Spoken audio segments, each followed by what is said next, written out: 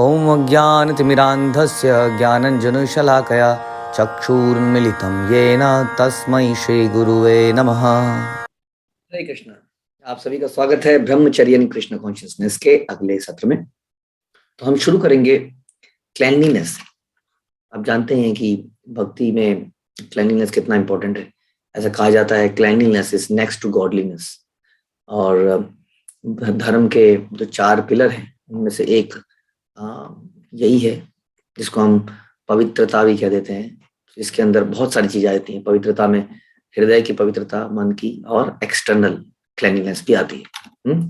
तो अभी हम एक्सटर्नल क्लीनलीनेस की बात करेंगे, क्योंकि इंटरनल क्लीनलीनेस की बात हम कर ही रहे हैं। जो भी हम आपको पढ़ा रहे हैं कि आपको भौतिक इच्छाओं से दूर रहना है, पराई स्त्री के विचारों से, उसको एंजॉय करने के विचारों से दूर रहना है, ये सब इंटरनल क्लीनलीनेस की बातें हैं।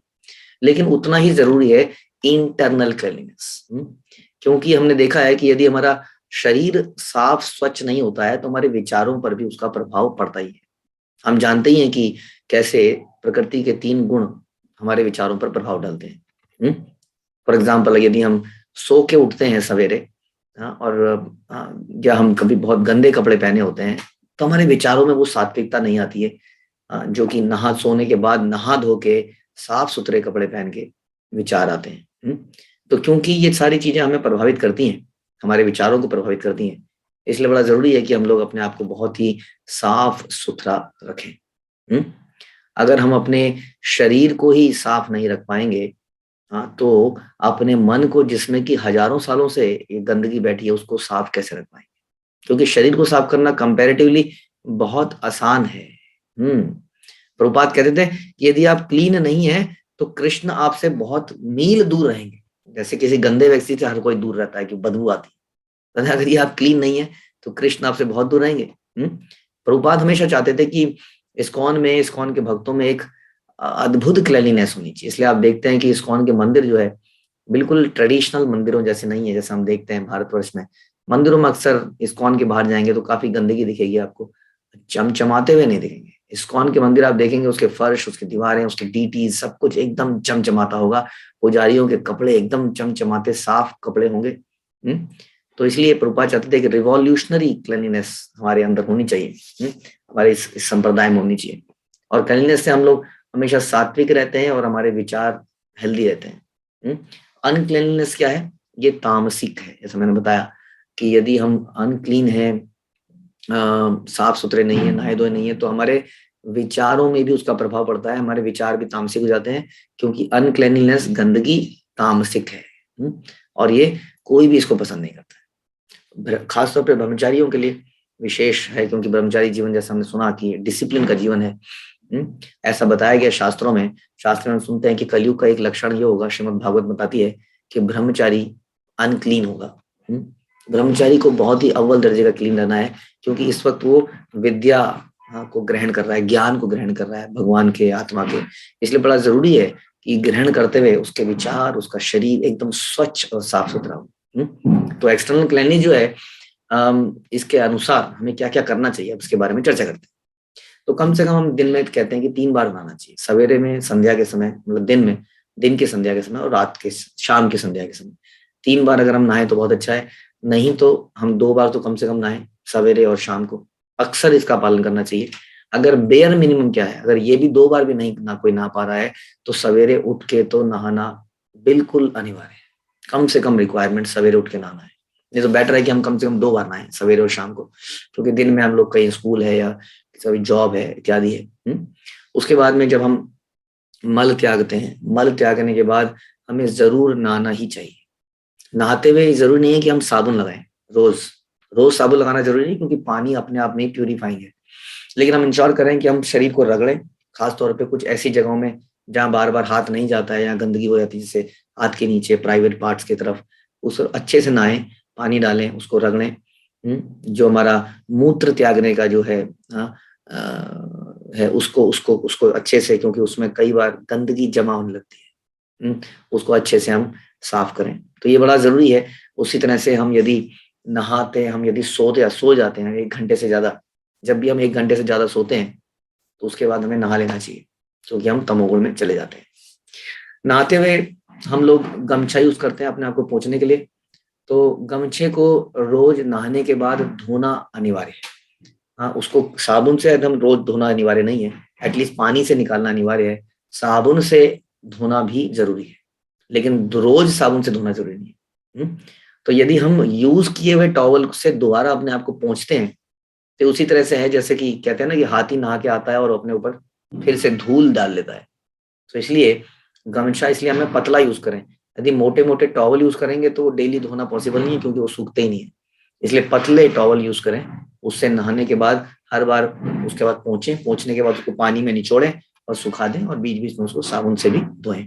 तो इस प्रकार से ये बड़ा जरूरी है। उसके बाद में जब भी हम मूत्र करते हैं, यूरिनेट करते हैं, तो उसके बाद में हमारे उसमें जो है यूरिन के कुछ ड्रॉप्स हमारे पेनिस में लगी रह जाती है, उसको साफ करना चाहिए। यदि हम कभी यात्राओं में किसी यूरिनल में कर रहे हैं बाहर पब्लिक प्लेस में, तो ये पॉसिबल नहीं हो पाएगा, लेकिन बाथरूम्स के अंदर जब हम करते हैं तो हम ऐसा जरूर करना चाहिए, क्योंकि वहां पे वो गंदगी इकट्ठी होने लगती है। हाँ, शिला प्रभुपाद के जीवन से भी हम देखते हैं वो ऐसा करते थे। और उसके बाद हाथ धोना जरूरी है, और पैरों में भी, पैरों को धोना भी जरूरी है। पैरों को भी कोशिश करें कि जब भी हम बाथरूम से आए तो अपने पैर भी धोएं। और खासतौर पे इवन जब हम कहते हैं कि जब हमारे हाथ कई बार नाक में चला जाता है बैठे बैठे, कई बार मुंह में चला जाता है, कई बार कान में चला जाता है, तो उसके बाद भी हम अपने हाथों को धोना चाहिए। जब भी हम कुछ इम्प्योर, इवन कई बार पैरों को टच करते हैं, तब भी हमें धोना चाहिए। अब सवाल आता है दांतों का, ना कानों का, नाखूनों का। तो इन चीजों को हमें रेगुलरली साफ करना चाहिए। अब कानों को नहाते हुए ही थोड़ा सोप लेके अच्छे से करेंगे तो कभी कान में गंदगी जमा ही नहीं होगी। उसी प्रकार दांत जो है अच्छे से आप सवेरे धोएं, उसके बाद आप स्नान करें। और अपनी जीभ को कोशिश करें कि इसको स्क्रैप किया जाए। इसमें जमा हो जाता है बहुत कुछ, उससे बीमारियां होती हैं। तो जीभ को हम ऐसे करके, जो आता है साफ करने का स्क्रैप आता है, स्क्रैपर, उससे इसको साफ करें। आपके नेल्स जो है कट होने चाहिए, रेगुलरली इसको कट करना चाहिए। नेल कटर आपको बाथरूम में रखना चाहिए, क्योंकि नेल कट करने के बाद भी नहाना अनिवार्य है। इसलिए नहाने से पहले आप वहीं पर नेल कट करें। उसके बाद आपके बाल बाल एकदम छोटे होने चाहिए। अगर आप हेड शेव कर सकते हैं तो बहुत बढ़िया है, वो भी कर सकते हैं। नहीं तो बाल छोटे, नहीं तो बालों के थ्रू बहुत गंदगी शरीर में रहती है। बाल झड़ते भी है तो बड़े हों तो, और बालों में गंदगी भी इकट्ठी जाती है। और जहां तक शेव का सवाल है, जब आपकी शेव करने की उम्र जाए तो हमें रेगुलरली शेव करनी चाहिए। इससे आपको एक क्लीन लुक भी मिलता है, खुद को भी अच्छा लगता है, क्लैनलीनेस रहती है पूरे शरीर में, आप प्रेजेंटेबल भी रहते हैं किसी को प्रचार इत्यादि करने के लिए। तो इस प्रकार से हमारी जो है शेव, हम अगर इसको रेगुलरली कट कर सकें तो बहुत अच्छा है। तो इस प्रकार से और भी कई सारी चीजें हैं, जैसे हमारे कपड़े हैं, हमारे कपड़े धुले हुए होने चाहिए, आयरन होने चाहिए, प्रेस होने चाहिए। ये नहीं कि हम सिंप्लिसिटी के नाम पे बोलें कि नहीं नहीं क्या जरूरत है, नहीं, प्रभुपाद ने ऐसा कभी नहीं बोला। जो भी आप सिंपल कपड़े पहने, चाहे धोती कुर्ता है, वो साफ होना चाहिए। हमारा बीड बैग साफ होना चाहिए। हम देखते हैं कि लोगों के बीड बैग जो है महीनों तक उसमें कालक पड़ जाती है, डार्क रंग के हम बीड बैग ले लेते हैं जिसमें पता ही ना चले मैल का। तो अपने ध्यान रखना चाहिए इन सब चीजों का। जैसे आपके अंडर गारमेंट धुले रोज धुलने चाहिए। हाँ, जैसे आपकी जुराबें हैं, जुराबों को दोबारा नहीं यूज करना चाहिए। जैसे हमने टॉवल बोला, तो आपकी जुराबें हैं, आपके अंडर गारमेंट्स रोज धुले होने चाहिए। इवन आपके जो कपड़े हैं वो मल्टीपल डेज नहीं पहनने चाहिए। हम लोग अपने कपड़ों से कितनी जगह बाथरूम्स वगैरह में जाते हैं, तो कोशिश कीजिए कि हम कपड़ों को भी रोज चेंज करें। तो इस प्रकार से हर चीज जो भी हम यूज करते हैं, जहां भी हम रहते हैं, उन चीज को कोशिश करें कि उसको धोएं। इवन पानी से ही चाहे स्वच्छ कर दें। साबुन से हर चीज को रोज धोना अनिवार्य नहीं है, लेकिन पानी चीजों को स्वच्छ बनाता है, ये पानी का नेचर है। तो इस प्रकार क्लीनलीनेस के बहुत सारे विषय हो सकते हैं। इवन हम जो साइकिल यूज करते हैं उस पर कपड़ा लगाओ, अगर हम कार चलाते हैं तो कार साफ हो, अगर हम स्कूल का बैग लगाते हैं तो स्कूल के बैग में हर चीज, बैग भी सड़ा हुआ नहीं होना चाहिए। लोगों के बैग इतने पुराने रहते हैं, उसमें कॉपियों के प्रॉपरली कवरिंग चढ़ी होनी चाहिए। मतलब हर चीज बहुत ही नीट एंड क्लीन होनी चाहिए, जैसे कि हम प्रभुपाद के जीवन से देखते हैं, जैसे आप सब इस्कॉन के मंदिरों को देखते हैं, इस्कॉन के भक्तों को देखते हैं। हाँ, तो cleanliness is next to godliness. ध्यान रखिए, हम अगर क्लीन होंगे तो उससे दो फायदे हैं। हमारे विचारों पे प्रभाव पड़ेगा।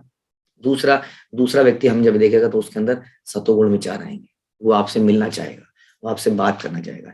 यदि आपसे बदबू आ रही है तो कौन आपसे बात करेगा? हाँ, उसके लिए परफ्यूम लगाने की जरूरत नहीं है, उसके लिए बार बार नहाना आवश्यक है, साफ कपड़े पहनना आवश्यक है। ये ना हो कि जुराब उतारते ही आपके पैर में से बदबू निकल रही, क्योंकि उसी जुराब को आपने कल भी पहना था। इसलिए इन सब चीजों को बदलें। इसमें ज्यादा कंजूसी करने की जरूरत नहीं है, साबुन बचाने की जरूरत नहीं है, पानी बचाने की जरूरत नहीं है, आलस करने की जरूरत नहीं है। तो आपसे अनुरोध है कि ये आपके विचारों पे बहुत प्रभाव डालता है, इसलिए इस पर विशेष ध्यान दें।